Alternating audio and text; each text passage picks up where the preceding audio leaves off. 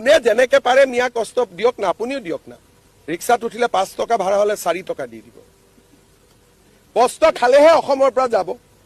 ৰাতিটো 9টাত গৈছিলে, মইতো কওঁ মিয়াক কষ্ট দিব ৰাতি 12টাতো যাওক ক'ৰবাত যাব খুজিলে।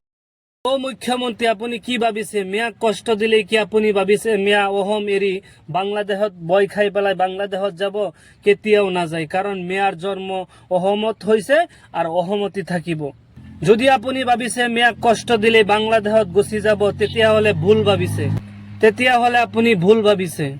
কারণ মিয়া কষ্ট করিব জানে, মিয়া কষ্ট কৰি কৰি জিন্দগীটো পাৰ কৰি আহিছে। আপুনি লাষ্ট মুহূৰ্তত গৈ পেলাই ৰিক্সাৱালাক টাৰ্গেট কৰিছে, ৰিক্সাৱালাৰ ভাড়া কম দিবলৈ কৈ আছে। ৰিক্সাৱালা য'ত মিয়া মানুহ গৈ পেলাই 10 টকা দিয়ে, আপোনাৰ অসমীয়া মানুহ গৈ পেলাই 20 টকা দিয়ে। মিয়া মানুহতকৈ বেছি অসমীয়া মানুহে দিয়ে। আপোনাৰ নিচিনা এনেকুৱা নিকৃষ্ট মানুহ অসমীয়া নহয়। আপুনি 5 টকাৰ পৰা 4 টকা ল'বলৈ কৈছে। চিহ মুখ্যমন্ত্ৰী, চিহ চিহ।